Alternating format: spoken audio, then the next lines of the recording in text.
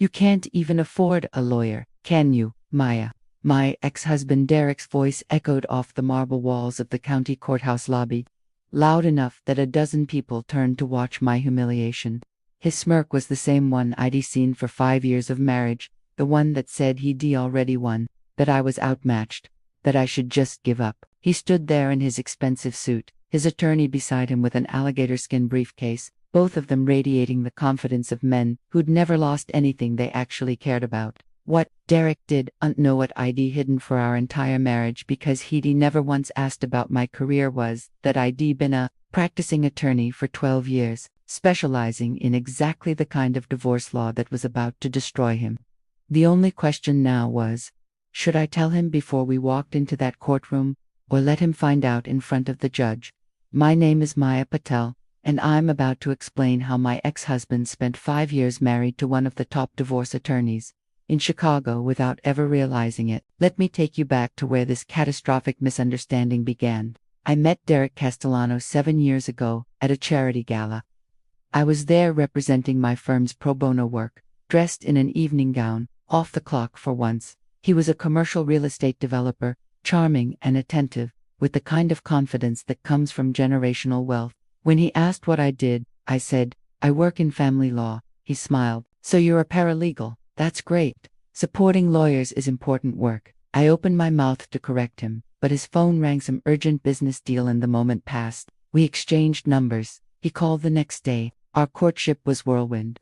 Derek was romantic, generous, always planning elaborate dates.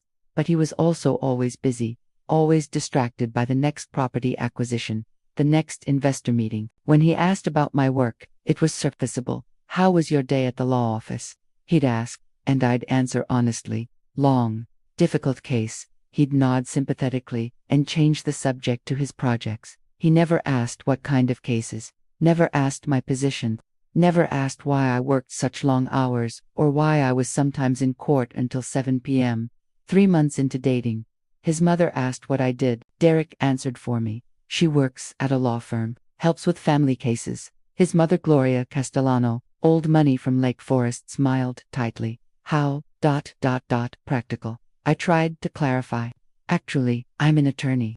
I specialize in mom." "We should order," Derek interrupted, signaling the waiter. It became a pattern.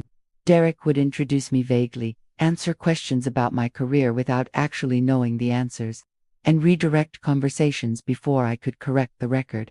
After 6 months, I sat him down. "Derek, you know I'm a lawyer, right? Not a paralegal or an assistant. I'm a full partner at Rothman & Associates." He laughed. "Of course I know you work at a law firm, babe. You don't have to impress me with fancy titles." "It's not a fancy title. It's my actual job. I've been an attorney for 7 years. He kissed my forehead. "Whatever you say, I love you either way." That should have been a massive red flag, but I was 31, tired of dating, and Derek seemed like a good match in other ways. He was stable, wanted kids, came from a good family, so I ignored the fact that he'd never once asked to see my office, never asked about a case I was working on, never showed any genuine interest in the career I'd spent 7 years of law school and brutal associate years building. We got married in a lavish ceremony at the Drake Hotel. Derek's family paid for everything, which meant Gloria controlled everything. I was allowed minimal input, but I was drowning in a complex custody case at work, so I let it happen. The marriage was fine at first. We bought a house in Lincoln Park. Derek paid the down payment, insisting I save my money. I was working 70-hour weeks, making partner track, building a reputation as one of the best divorce attorneys in the city. Derek thought I was a legal secretary with ambition. I know how insane that sounds, but Derek lived in his own world, a world of property values and investment portfolios and business lunches. My career was just background noise, something his wife did to keep busy. When I made partner at 33, I came home excited to celebrate. "That's great, babe," Derek said, barely looking up from his phone. "So, do you get your own desk now?" "Derek, I'm a partner. I've had my own office for 3 years. I'm now part owner of one of Chicago's top family law firms." Sure. "Hey, can you pick up my dry cleaning tomorrow?" The willful ignorance was almost impressive. For 5 years of marriage, I operated in 2 completely separate worlds. At work, I was Maya Patel ES, the attorney who'd won landmark custody cases, who'd successfully represented clients in 8-figure divorces, who'd been quoted in the Chicago Tribune about parental rights reform. At home, I was Derek's wife, the woman his mother referred to as the girl who works at that law office, the one who was conspicuously absent from society pages because I was busy in depositions. Derek's family tolerated me but never embraced me. I was too busy, too career-focused, not social enough for their country club world. Gloria once told me, "It's fine that you work, dear, but perhaps you could find something more, flexible, so you can support Derek properly." I smiled and said nothing. My retainer fee for a single case was more than Derek's mother spent on her monthly shopping trips. The marriage deteriorated slowly. Derek wanted me home more. He wanted me at his business dinners, playing the supportive wife, making small talk with investors' wives. He grew resentful of my hours. "It's just a legal secretary job," he snapped one night. "Why do they need you there until 8 p.m.? "Because I'm in trial, Derek. I'm the lead attorney on a custody case involving parental alienation." He rolled his eyes. "Whatever you need to tell yourself." The final straw came 4 months ago. Derek came home and announced he wanted a divorce. "I've met someone else," he said casually. "Emba. She's a yoga instructor. She's available, present, not married to some office job." I sat very still. "You're leaving me for a yoga instructor? Don't say it like that. Amber is amazing. She's flexible literally and figuratively." He actually laughed at his own joke. "Look, Maya, you're a nice person, but you're married to your work. I need a real partner." "I see. I'm going to make this easy for you," he continued magnanimously. "You can keep whatever's in your checking account. I'll keep the house. I paid for it anyway. We'll split the wedding gifts. You won't need to hire a lawyer or anything. I'll have my attorney draw up simple papers." I felt something cold and sharp crystallize in my chest. "You'll have your attorney draw up papers?" "Yeah, Jeremy Sutton. He's the best divorce attorney in Chicago. This'll be quick and painless." Jeremy Sutton. I knew Jeremy. We'd opposed each other in court 6 times. I'd won 5 of those cases. "Derek," I said slowly, "do you know what I do for a living?" "You work at a law firm." "I get it. What's my job title?" He shrugged. "I don't know. Legal assistant, paralegal. Does it matter?" "It matters. Look, I'm trying to be nice here. Don't make this difficult. Just sign the papers when they come." He moved out the next day, taking his clothes and leaving me with a house full of furniture his mother had selected. I sat in my home office, the one Derek thought was just a hobby room, surrounded by my diplomas, Northwestern Law, top 10% of my class, my awards, Illinois Family Law Attorney of the Year, 2021, and my case files. Then I smiled, and I started preparing for war. Jeremy Sutton called me 2 weeks later. "Maya, it's Jeremy. I'm representing Derek Castellano. I understand you were married." "We still are.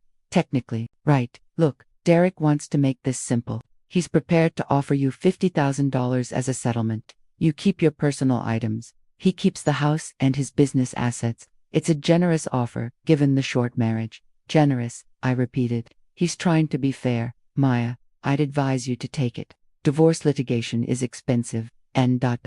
He paused delicately. "Derek mentioned you might have trouble affording representation." "Did he? If you need a referral to a more affordable attorney, I can." "Jeremy, do you have a pen?" "What?" "Get a pen. I need you to write something down." I heard rustling. "Okay, I'm representing myself. Please direct all future communications to me at Rothman and Associates. You can reach me at my office line or my partner email." Silence. Then, "Wait, Maya Patel. Are you? Oh my God. Are you Maya Patel from Rothman?" "The very same. You're married to Derek Castellano. For 5 more months. Apparently, he doesn't know." "Apparently not." Jeremy, laughter, nervous, disbelieving sound. "Maya, he told me you were a legal secretary. He said you couldn't afford representation." "Yes, well, Derek has always been more confident than observant. I should probably advise him to. You should probably advise him to substantially revise his settlement offer. I'll be filing my response next week. You'll find it ... comprehensive." I spent the next 3 weeks building my case. In Illinois, marital property is divided equitably, not necessarily equally, and I had documentation for everything. The house Derek thought he'd paid for. I'd contributed $180,000 from my partnership distributions. I had bank transfers to prove it. His separate business assets. We'd acquired 3 properties during the marriage using credit lines I'd co-signed. I was entitled to the appreciation value. The retirement accounts. I'd maxed out my 401k every year while Derek spent freely. My retirement assets dwarfed his. I filed a 47-page response with 200 pages of supporting documentation. Jeremy called me within hours of being served. Maya, we need to talk. I'm listening. Your filing is ...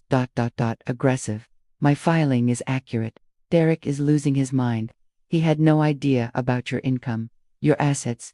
His ignorance isn't my problem. Jeremy, can we settle this reasonably? I made a reasonable demand. Derek can accept it or we can go to trial. I'm comfortable either way. Which brings us to today, the preliminary hearing at the Daly Center Courthouse. I arrived early, dressed in my favorite trial suit, charcoal gray Tom Ford. The one I wore when I needed to project absolute authority. My hair was pulled back, my makeup minimal, my leather briefcase containing enough documentation to bury Derek's weak case. I was reviewing my notes on a bench in the lobby when Derek walked in with Jeremy. Derek saw me and his face twisted with contempt. He walked over, Jeremy following nervously. Maya, Derek said loudly. I see you actually showed up. It's my hearing, I said calmly, not looking up from my documents. Where's your lawyer? Or couldn't you find anyone willing to take your pathetic case? People in the lobby were watching now. Derek's voice carried. You know what Jeremy told me? Derek continued. You're asking for over $1 million. $1 million. From my money. That's insane. His fees alone will cost you more than you'll ever see. Interesting assumption. I'm trying to be nice here. Maya, I offered you $50,000, which is more than generous for someone who barely contributed to our marriage. You worked your little office job while I built real wealth. My little office job. Yeah, I feel bad, okay? I know you can't even afford a lawyer. That's embarrassing. So here's what I'll do. I'll bump my offer to $75,000. Final offer. Take it now or get destroyed in court. Jeremy was tugging at Derek's sleeve. Derek, maybe we should. Derek shook him off. Look at her, Jeremy. She doesn't even have a lawyer with her. She probably couldn't find one willing to work on contingency for such a weak case. I closed my notebook and stood up. I reached into my briefcase and pulled out my wallet. From it, I extracted my Illinois State Bar Association card. I held it up so Derek could see it clearly. Maya Patel, ESQ, attorney license number 6,287,493 admitted, 2013. I am the lawyer. Derek, I said clearly. I've been one for 12 years. The color drained from his face. I'm a named partner at Rothman and Associates. I specialize in high net worth divorce litigation. I've won 47 of my last 50 cases. My hourly rate is $650. Jeremy had gone pale. He knew, of course he knew we'd faced each other in court multiple times. You can't beat ... double quotes, Derek stammered. I pulled out another card, my business card, and handed it to him. Maya Patel, Senior Partner, Rothman and Associates, Family Law, Divorce, Litigation, Custody. You were married to me for 5 years and never once asked about my career, never visited my office, never Googled my name. You just assumed I was a secretary because you couldn't imagine your wife being more successful than you. Derek's mouth opened and closed like a fish. That $1.2 million I'm demanding. That's conservative. I have documentation showing I contributed 43% of our marital assets despite your claims that you paid for everything. I co-signed on 3 of your property acquisitions, which makes me entitled to the appreciation, and I have emails where you specifically asked me to put business expenses on my credit cards to help your cash flow. Maya, Jeremy said quietly, perhaps we could discuss a revised settlement. I'm done discussing. I cut him off. I filed my demands. Derek can accept them or we can go to trial, where a judge will review my documentation and likely award me more. You can't do this, Derek said, his voice rising. You're my wife. I'm your soon-to-be ex-wife, and I'm the attorney who's about to dismantle your entire case. Jeremy, tell her she can't represent herself. Jeremy looked miserable. Actually, Derek, she can. And given her track record... He looked at me apologetically. Maya's one of the best in the city. Derek's face had gone from pale to red. This is insane. I'm the one with the money. I'm the one who... You're the one who underestimated his wife for 5 years, I interrupted. and now you're going to pay for it. Literally, a bailiff appeared at the courtroom doors. Castellano versus Castellano. Judge Winters is ready. I picked up my briefcase. Shall we? The hearing was beautiful. Judge Winters, a woman I'd argued before many times, reviewed my filings with obvious approval. Mr. Sutton, she said to Jeremy, your client's initial offer of $50,000 seems inadequate given the documentation Ms. Patel has provided. Your Honor, my client was unaware of the extent of his wife's contributions to the marriage. Judge Winters raised an eyebrow. That's his problem, not hers. Derek tried to speak several times, but Jeremy kept shutting him down. The man was smart enough to know when his case was falling apart. Judge Winters ruled from the bench. I'm granting Ms. Patel's request for full financial discovery. Mr. Castellano, you have 30 days to provide documentation of all assets, business interests, and property holdings. We'll reconvene for settlement discussion in 6 weeks. She looked at Derek over her glasses, and Mr. Castellano, I suggest you take your wife's settlement demands seriously. If this goes to trial, you'll lose. Ms. Patel knows what she's doing. She's won cases in my courtroom before. Derek stared at me in horror. You've been here before? Dozens of times, I said pleasantly. Your Honor, may I be excused? I have another hearing in 20 minutes. Of course, Counselor. Excellent work as always. I walked out of that courtroom with my head high, leaving Derek and Jeremy scrambling to figure out their next move. 6 weeks later, we settled. Derek agreed to $1.1 million, half the house which we sold, and a division of business assets that favored me. He also agreed to pay my legal fees which, since I represented myself, I waived. I didn't need his money. The divorce was finalized 3 months after that.